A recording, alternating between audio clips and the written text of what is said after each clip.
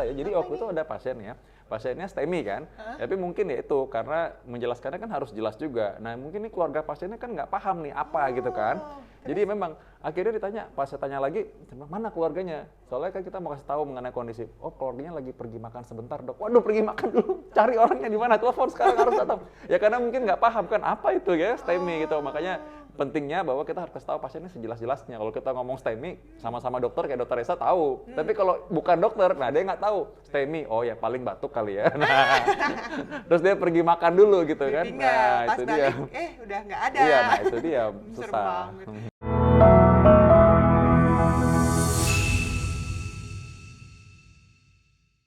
Halo lovely people, seneng banget ketemu lagi masih di channel aku Raisa Broto Asmoro. Dan kali ini bakalan ngobrol-ngobrol seru sama, aduh ini sebenarnya senior aku ya, satu kampus bareng. Tapi namanya juga fenomenal banget karena ini seorang dokter yang super duper ganteng dengan title yang super duper panjang. Ada Dr. Vito Anggarino Damai. Apa kabar, Dok? Hai Dokter Risa, senang sekali ketemu Dokter Risa setelah dulu lama kita juga satu kampus memang. Cuma beda cuma sedikit loh, aku dibilang senior agak cuma gimana setahun ya. Cuma setahun bedanya. Jadi sering ketemu memang, kelasnya juga sebelahan. Iya. Nah Dokter Risa yang sekarang sudah memang sebagai kepercayaan pemerintah untuk melakukan komunikasi kepada publik. Wow. Aduh, senang. Tapi ngelihat perjuangan Dokter Vito dari dulu yang super aktif ini sampai sekarang punya title yang panjang banget. Ini aku bacain ya titlenya ya. Dr. Vito Anggarino Damai, SPJP, konsultan, MKes, AIF, FO, K, FIHA, FICA, FASCC. Itu panjang banget, apa aja? Ini kenapa banyak, aku aja sama bacanya sampai bingung. Dok, itu sekolah mulu, Dok. Ya itu mungkin karena sekolah mulu agak kuper juga Dokter Risa. Enggak lah, ini dokter paling gaul di FKUPH. Ya itu memang sekolah yang panjang memang, dan jadi memang karena kita waktu itu ingin jadi dokter spesialis jantung dan pembuluh darah. Gitu, SPJP-nya ya, jantung pembuluh darah. Lalu dalam perjalanan ternyata untuk mendalami ilmu jantung dan pembuluh darah itu ada yang namanya konsultan atau lebih ke bidang yang lebih dalam lagi. Nah, jadi bidang pembuluh darah gitu ya. Nah itu jadi aku sekolahnya itu. Sudah gitu ada lagi kan mengenai pemasangan ring jantung dan ternyata kalau untuk mencapai cita-cita ternyata harus ini juga nih belajar. Jadi belajar lagi. Gitu. Sampai akhirnya panjang banget gitu. Iya, jadi belajar lama-lama waduh. Ternyata ya puji Tuhan ada jalannya, ternyata gitu. Dan sekarang ada ini baru kan, jabatan baru kan. Boleh dong diceritain nih, belum pada tahu nih semuanya nih. Itu amanah dari Kementerian Kesehatan, Bapak Menteri Gunadi Sadikin itu memberikan amanah sebagai staf teknis komunikasi transformasi kesehatan. Widih, keren. Jadi nextnya ada planning apa nih? Planningnya saya mau berguru sama Dokter Resa yang juru bicara pemerintah di bidang COVID-19 kemarin.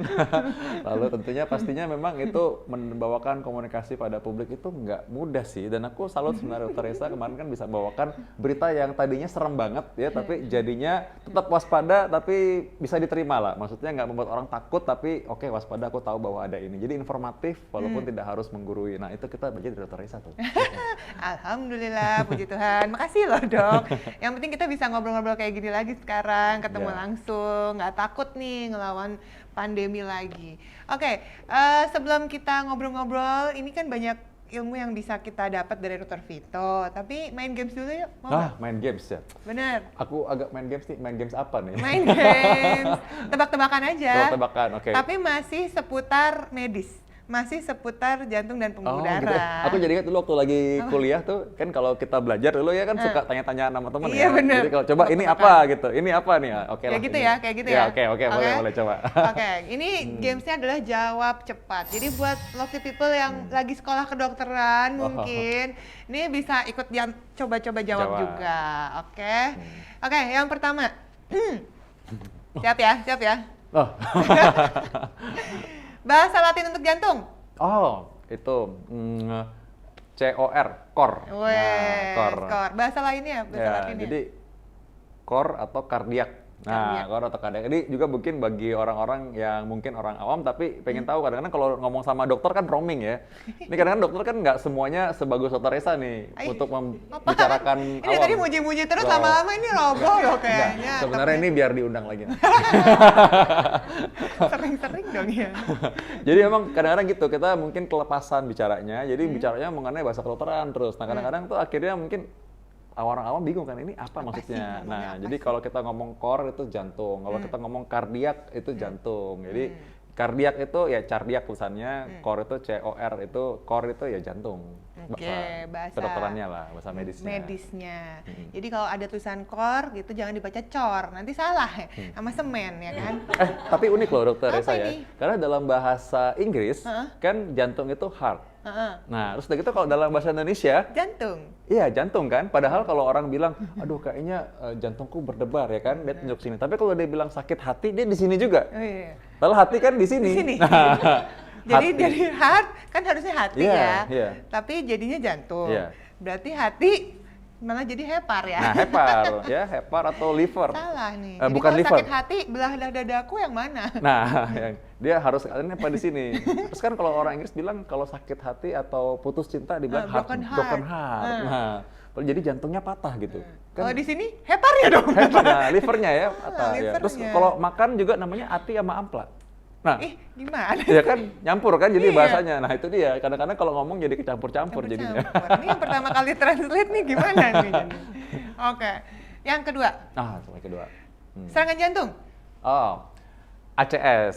Jadi Acute ACS ini kayak coronary syndrome. iya, jadi kalau ya itu dia makanya Dokter Resa kalau kita ngomong di UGD dulu ya kita ngomongnya ini ada pasien ACS nih gitu.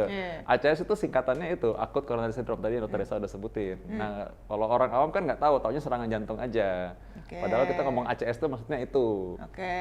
Ada istilah lainnya nggak kan? Nah, ada. Nah, jadi Ada kalau sebutan-sebutan medisnya. kita biasa kalau di UGD itu kita bilang ada pasien STEMI. Nah, itu STEMI itu serangan jantung juga, tapi yang lebih berat. Nah, jadi memang serangan jantung tuh ada tahapannya kan, ada yang ringan, ada yang berat. Nah, jadi kalau yang berat itu biasanya kita bilang STEMI. Nah, itu biasanya harus langsung karakterisasi. Nah, jadi kalau orang bilang STEMI itu udah artinya tahu oh ini serangan jantung yang berat harus karakterisasi. Kan panjang. Jadi ngomongnya Istilahnya STEMI aja STEMI. langsung. Nah, gitu. Tapi udah tahu alurnya kemana berarti Iya, ya? tahu alurnya kemana. Kalau orang Pasiennya dokter diarahin tahu. di mana ya? Iya. Oke. Ada lagi angina pectoris. Nah, Itu angina sakit dada pectoris ya? ini sakit dada. Ya, jadi kalau orang misalkan pasien angina gitu. Oh, pasien angina misalnya kalau mau lebih keren ya. Ini bahasa Inggris nih, Bahasa Inggris ya. angina gitu ya. Nah, itu orang yang sakit dada. Nah, tapi kita masih mau tahu sakit dadanya serangan jantung bener apa bukan. Nah, itu tadi kalau kayaknya pasien angina nih ACS. Nah, itu artinya memang serangan jantung nih, sakit dadanya karena serangan jantung. Jadi gitu, singkat. Kalau nggak panjang ngomongnya. Iya, kalau emergency nggak bisa panjang-panjang. Iya, ya nggak bisa kan? panjang. Nggak ada pembukaan. Menurut saya pasien ini nggak bisa ya. Ya nggak bisa, terlalu Kelamaan lama ya. nanti. Ada loh tapi Dokter Resa ya. Jadi waktu itu ada pasien ya, pasiennya STEMI kan. Tapi mungkin ya itu karena menjelaskannya kan harus jelas juga. Nah mungkin ini keluarga pasiennya kan nggak paham nih apa gitu kan.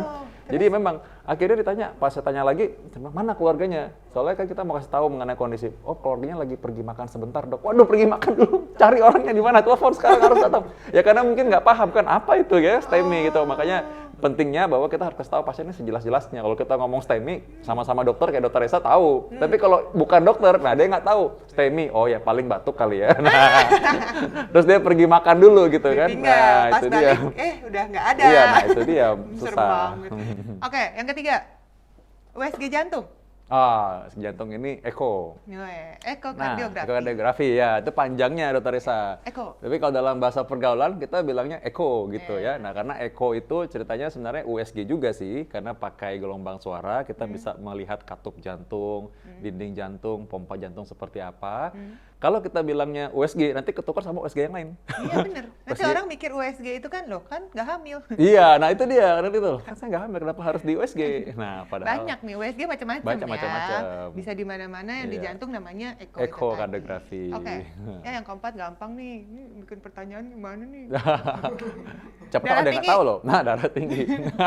Ya udah oke. Hipertensi. Oh, iya. Hipertensi. Nah, ada juga yang nggak tahu tapi kan kadang-kadang Iya, kan nggak ada yang tahu ya. kalau Ada yang keluarga nggak tahu ya ya? pasien mungkin nggak tahu juga hipertensi itu apa dok gitu. Hipertensi harus berapa bisa dikategorikan hipertensi. Nah, iya. Jadi misalkan kalau misalkan pasien-pasien itu Ibu nih tensi 140 nih, namanya udah hipertensi, itu batasnya. Kalau di bawah 140 itu kita belum bilang hipertensi, biasanya prehipertensi. Nah ini agak susah nih Dokter Resa bahasanya. Karena kalau prehipertensi orang bingung kan, pre apa nih, pre-event gitu kan, bingung kan kalau Nanti orang bakalan jadi gitu. bakal jadi. Nah itu kata-kata, nah ini kata-kata yang tepat. Nah jadi jawaban Dokter Resa yang saya akan pakai nanti. Jadi bakal jadi hipertensi tapi sekarang belum gitu, hampir hipertensi. Soalnya dulu suka translate dokter beneran ke audiens. Ah, Kerjaan yang dulu. oh gitu ya. Nah tapi itu Jadi emang pakai penting sih. bahasa-bahasa gitu. Iya emang Biar penting. mudah dimengerti. Iya. Oke, nextnya ya. Nanti masih banyak pertanyaan soal itu, nanti bisa ditanyain. Oke, varises. Nah varises ini banyak orang kira kan yang di ujung urat-urat biru itu kan, nama penyakitnya sebenarnya ada. Namanya adalah chronic vein insufficiency. Chronic vein insufficiency. Penyakit vena kronis. Penyakit vena kronis bahasa Iya, Indonesianya. iya, iya, Jadi iya. sebenarnya itu adalah penyakit pembuluh darah vena gitu. Kan taunya kalau apa varises di kaki gara-gara pakai Iya. heels. Iya. Ya, mohon maaf. Iya. Kalau Hilseng gini sih enggak. Keseringan juga iya. Iya, kalau yang tinggi ya baru tuh tadi berisiko. Iya, iya. Itu tapi ternyata berpengaruh juga ke kesehatan jantung. Iya, jadi ternyata yang namanya varises ini karena dia pembuluh darah balik yang langsung ke jantung. Jadi kalau ada masalah, ada gumpalan darah, ada pembekuan darah, memang dia bisa menyumbat pembuluh darah lainnya di jantung juga. Namanya jadi emboli paru ya. Aduh. Nah, ini memang pembekuan darah ini yang kita cegah dengan cara memberikan pengencer darah kalau misalkan ada pasien yang namanya yang lain lagi ya, sumbatan pembuluh darah vena, DVT namanya, tapi bukan varises ya. Nah, varises ini satu sisi yang lain dia bisa bikin komplikasi yang lain juga, yaitu namanya hipertensi vena gitu. Nah, jadi pembuluh darah venanya itu jadi tinggi namanya, Tekanannya tinggi. tekanannya. Jadi Jadi- banyak hubungannya sama jantung sebenarnya. Itu dia. Jadi kalau misalnya ada yang varises mungkin di kakinya bisa ditanyain ya, dikonsultasiin. Ya kan? Ya, supaya nanti tidak jadi komplikasi yang lain. Nah, gitu Jangan maksudnya. disepelein maksudnya. Oke, ini sekarang kita ngobrol-ngobrol yuk. Kita penasaran gimana sih perjalanan karirnya. Oh. Aku sih ngikutin. Ya, secara Dari ya. mulai masih pacaran. Oh enggak ya, salah ya. Itu jangan dibuka di Jangan sini. ya. Pacarnya yang mana? Enggak. Tapi gimana sih perjalanan karir Dokter Vito? Dari mata Dokter Vito sendiri. Ya. Aku tuh dulu waktu sekolah kedokteran itu memang inginnya itu memang jadi dokter walaupun belum tahu nanti ujungnya bakal dokter jantung apa enggak. Ada sih udah kepikiran sih bakal jadi dokter jantung. Oh iya. Dokter ini aku pengen jadi dokter spesialis memang karena aku pengen mendalami penyakit. Nah, jadi waktu itu aku berpikir itu. Tapi memang waktu dalam sekolahnya itu akhirnya berpikir jantung ini kan jantung itu kan jantung yang vital ya posisinya. Jadi kayak orang Organ kalau vital. serangannya itu cepat gitu. Dan penanganannya sebenarnya cepat juga. Kita kasih obat atau misalkan ada yang dipasang ring, pasang stent langsung bisa bagus gitu pembuluh darahnya. Jadi maksudnya kelihatan jelas. Nah, jadi karena itu aku waktu itu tertarik, wah ini kayaknya nanti aku mendalami penyakit jantung. Nah, cari sekolah. Dan aku berpikir bahwa untuk sekolah itu berarti kan aku harus punya apa ya? Punya belajar atau usaha yang ekstra juga buat nyampe ke sana. Jadi ya itu aku aktif di organisasi. Lu aktif banget. Dulu tuh kalau di kampus semua organisasi Dokter Vito ketuanya. Iya. Ikut kan apa internasional dulu? Iya, apa dulu ya? ada Asian Medical Student Association, AMSA namanya. AMSA ya Asian dulu ikutnya ya. AMSA. Terus dulu ketua senat juga. AMSA gini dong ya. Iya, ini AMSA gini ya. Ini kan ya. Nah, dulu ketua senat. Senat juga. Senat mahasiswa. Nah, sebenarnya kalau yang organisasi itu yang lain juga gini sih. Dulu berawal karir organisasi dari gini. Jadi gini, dulu tuh kita kan ingat gak dulu kita belajar kuliah itu pakai OHP. Iya. Masih ingat ya? Zaman OHP nih. Kalau sekarang mungkin Ketahuan angkatannya dong. iya. Udah pada tahu. Gak tahu kayaknya HP nih kayaknya. Dan waktu belajar biologi zaman dulu itu di kuliah itu pakai masih slide projector yang kecil-kecil tuh loh kasetnya. Jadi dia puter gitu kan kayak film kecil gitu kan. Jadi ada slide-nya gitu. Nah, itu jadi ada alat yang harus dibawa. Zaman sekarang kan paling bisa pakai cloud malah. Zaman dulu kita pernah pakai USB. Ini enggak, lebih berat lagi. Itu alat tuh lumayan gede, berat. Nah, lucunya entah gimana, setiap kali mulai kuliah itu selalu harus ada orang yang ngambil di ruang sekretariat. Iya. Nah, jadi saya harus bolak-balik tuh ngambil OHP dulu. Sebagai ketua kelas. Sebagai ketua kelas. Sebagai ketua kelas. Tapi awalnya kayaknya gara-gara aku ngambilin itu sebelum jadi ketua kelas sih sebenarnya. Setelah itu mungkin diberikan jabatan ketua kelas biar resmi kali ya. Biar bisa ngambil Ya terus. suruh ngambilin Iya, kali. iya, iya. Nah, jadi aku ngambilin TOA buat speaker buat dosen ngomong tuh. mic-nya. Jadi aku harus bolak-balik minimal 3 kali tuh. Dari kita lantai 4 kan waktu itu ya. Berarti ke lantai 2 ke 1. Nah, jadi gitu. Jadi saya sering, pernah suatu waktu karena aku datangnya memang waktu itu pas-pasan, aku langsung duduk. Terus nggak ada yang ngambil. Jadi ya aku tetap ngambil lagi, nunggu. Nah tapi ya setelah itu memang akhirnya mereka bilang, ya udah Vito ketuanya gitu kan. Nah tapi emang itu jadinya aku banyak kenal sama dosen-dosen sih jadinya. Jadinya ya, banyak komunikasi, iya, dianjurin masuk ini itu. Iya, dikasih pengarahan. Waktu galau milih spesialisasi juga mereka bilang, jantung nih bagus nih gitu kan. Siapa dosen yang menginspirasi? Nah waktu itu saya memang lihat Dokter Antonia waktu itu ya. Oh, wow. Jadi dokter guru kita juga kan. Sudah gitu dia bilang ini jantung nih cepat katanya kita tangani. Kalau mau spesialis jantung, sekolah spesialis jantung gitu kan. Sekarang aku nanya orang tua kan, papa mama gitu. Gimana? Papa mama juga bilang, "Ya bagus jantung, dukung ya kan kalau mau jantung." Nah, papa saya waktu itu menyampaikan satu hal nih. Ini salah satunya berhubungan sama kenapa saya sekolah konsultan yang lain. Papa saya waktu itu bilang gini, "Boleh spesialis jantung tapi harus total, terus sampai jadi intervensionis." Nah, dulu saya pikir semua dokter jantung sama, bisa pasang stent, pasang ring jantung. Ternyata waktu lulus, ternyata belum loh. Jadi waktu lulus pun papa masih bilang, masih ada satu ya utangnya. Ternyata belum selesai, jadi makanya saya bertekad untuk sekolah sampai saya menuruti waktu papa bilang apa gitu. Ya. Akhirnya kesampaian nih, semoga papa ikut bangga ya. Ya, papa mama pasti sekarang udah bangga kalau sudah tercapai itu. Ih senang. Tapi ada pengalaman yang nggak terlupakan nggak sih? Dok, pertama kali misalnya nanganin pasien atau gimana? Aku ingat dulu itu kan, aku pernah tugas di Nusa Tenggara Timur kan. Di Nusa Tenggara Timur itu, kita satu rumah sakit, isinya ada 30 bed. 30 bed, terus udah gitu ada UGD, ada ruang operasi kecilnya, dan dokternya cuma saya sendiri. Satu doang? Satu doang, karena waktu itu masuk kategori sangat terpencil waktu itu. Oh wow. Di Nusa Tenggara Timur, di daerah Atambua. Oh, wow. Nah, jadi waktu itu bukan di kota Atambuanya, malah dimasuknya lagi ke dalam lagi. Nah, di Halilulik namanya ya. Di Halilulik itu ada rumah sakit tengah-tengah antara dekat perbatasan lah pokoknya. Jadi kalau dulu tuh kalau di rumah dinas dokter itu, kalau di ruang tamu kan dulu pakai handphone biasa, bukan BBM malah belum. Biasa handphone biasa itu, handphone biasa. Ada tulisan sinyalnya kan gitu. Nah, kalau misalkan kita di dapur tulisannya Atambua Belu gitu. Kalau di ruang tamu tulisannya Timor Leste. Udah perbatasan banget. Jadi kalau lagi waktu itu taunya kenapa beda? Karena waktu lagi baru isi pulsa, sudah gitu habis langsung, kok baru 2 kali SMS kok langsung habis ya. Terus sekali SMS 50 ribuan ternyata. Oh my god. Oh gitu. Iya. Berarti harus ke dapur ya? Harus ke dapur dulu, jadi kalau SMS agak susah. Nah, di sana itu kan memang karena tempatnya dikategorikan waktu itu sangat terpencil waktu itu ya. Jadi memang banyak hal keterbatasan. Dan waktu itu banyak ketemu kasus-kasus yang cukup berat menurut seorang dokter umum pastinya ya. Waktu itu, dan akhirnya menangani, kalau contoh waktu itu ada pasien matanya itu, dia anak-anak, matanya kena senar gitar yang copot ya. Jadi bagian mata itu robek dalamnya. Nah, dia rebutan sama temennya soalnya. Terus kan kalau ke Kupang waktu itu jaraknya naik mobil 8 jam.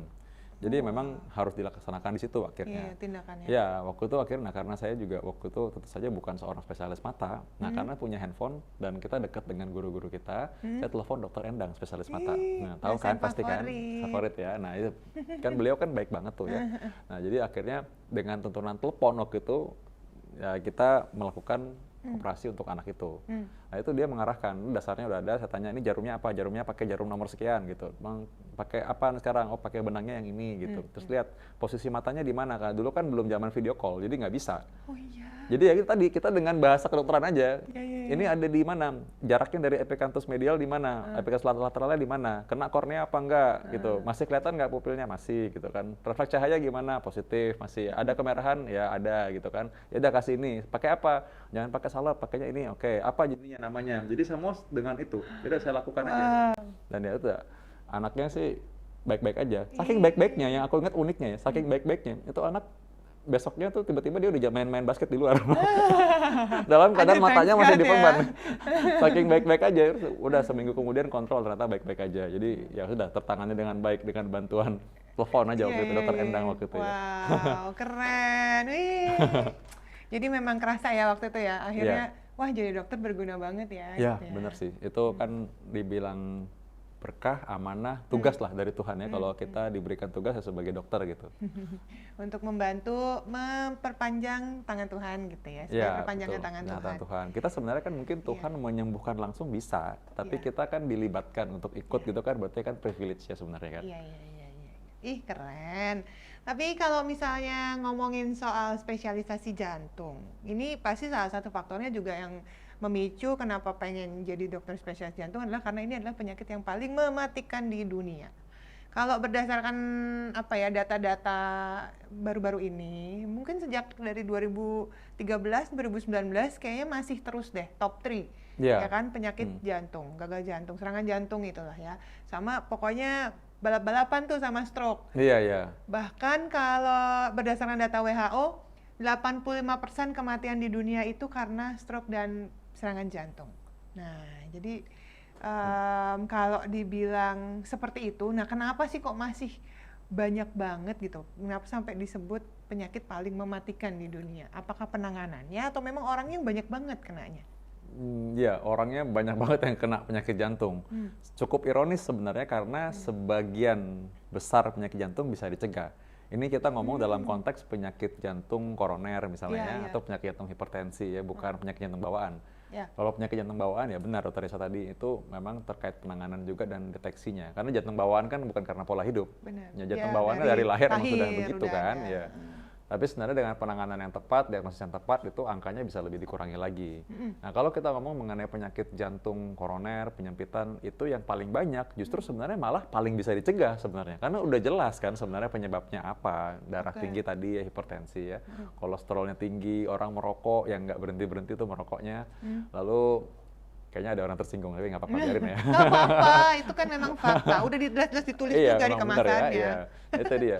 Jadi merokok tadi udah, terus udah gitu orang yang penyakit gula, lalu orang yang kegemukan, nah itu kan juga faktor yang sebenarnya udah jelas bisa menyebabkan orang penyempitan pembuluh darah jantung, serangan jantung pada akhirnya. Jadi kenapa nggak cegah aja gitu? Nah itu kita udah ngomong berbusa-busa, ternyata sama aja, orang tetap aja ada juga yang kena penyakit jantung Banyak kan? yang kena. Mungkin banyak yang menganggap penyakit jantung itu penyakit orang tua soalnya. Iya. Lansia kan, kalau zaman dulu kan kayak penyakit, ya iya kena jantung tuh, gagal jantung segala macam itu udah di atas 65 tahun ke atas. Tapi faktanya sekarang makin banyak yang di usia muda. Iya, ya kemarin itu ada kasus ceritanya, ada orang serangan jantung itu usia 33 tahun kan.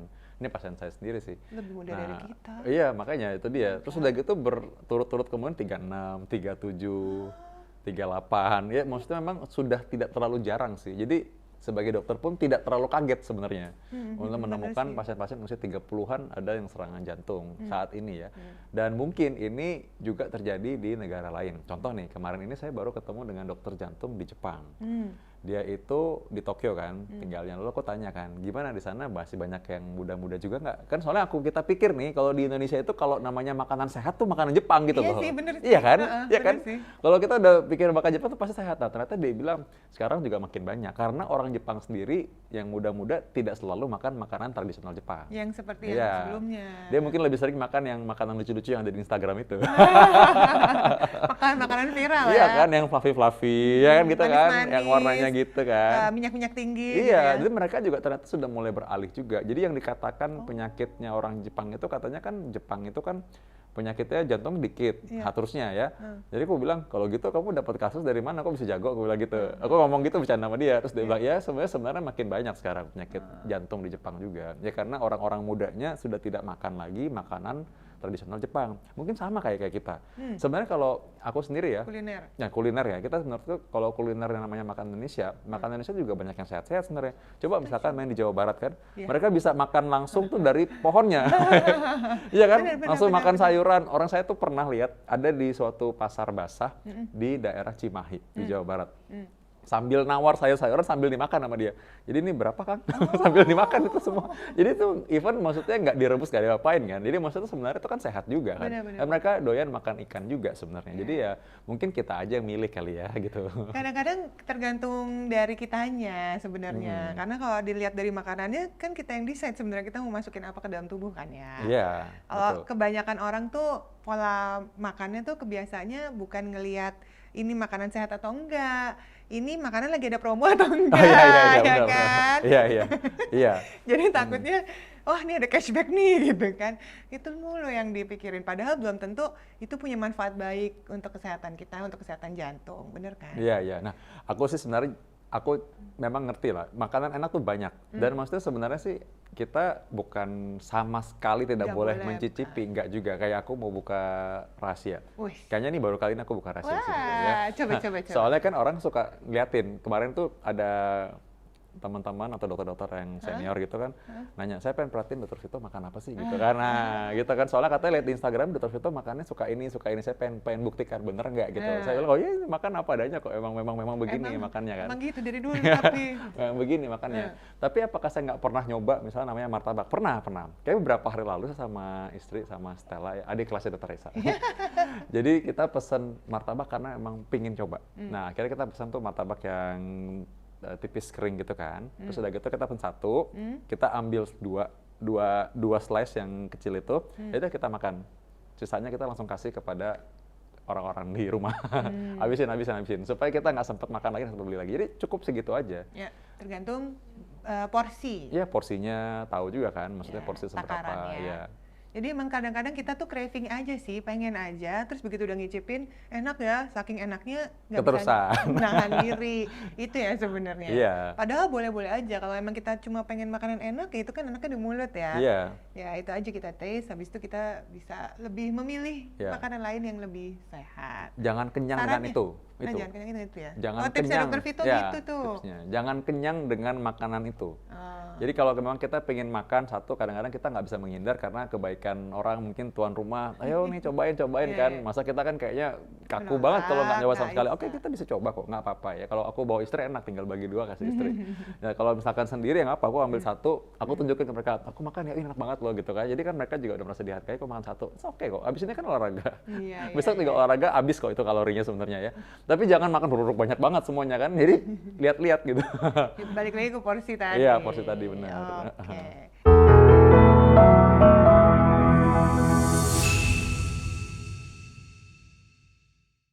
Tips buat semua ya lovely people nih yang pengen mungkin terjun atau dokter muda yang pengen terjun ke entertain. Emang kalau ada willing harus diusahakan. Jadi kalau misalnya nunggu doang itu rasanya nggak semua orang punya kesempatan itu.